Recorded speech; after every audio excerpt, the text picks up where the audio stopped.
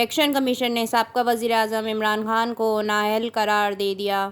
Imran Khan corrupt practices کی کارروائی شروع کرنے کا فیصلہ کیا جا رہا ہے۔ الیکشن کمیشن نے عمران خان کی اسمبلی رکنیت ختم کر دی۔ آج کی تازہ ترین خبر، الیکشن کمیشن نے سابقہ وزیر اعظم عمران خان کو نااہل قرار دے دیا۔ عمران خان کرپٹ پریکٹسز کی کارروائی شروع کرنے کا فیصلہ۔ الیکشن کمیشن نے عمران خان کی اسمبلی رکنیت ختم کر دی۔ عمران خان کو آرٹیکل 63 کے تحت نااہل قرار دے دیا۔ عمران خان کو تاحیات نااہل قرار نہیں دیا گیا ہے، جبکہ عمران خان کو آرٹیکل 63 کے تحت نااہل قرار دیا گیا ہے۔ مزید اطلاع موصول یہ ہوئی ہے کہ عمران خان نے الیکشن کمیشن میں غلط بیان حلفی جمع کروایا تھا۔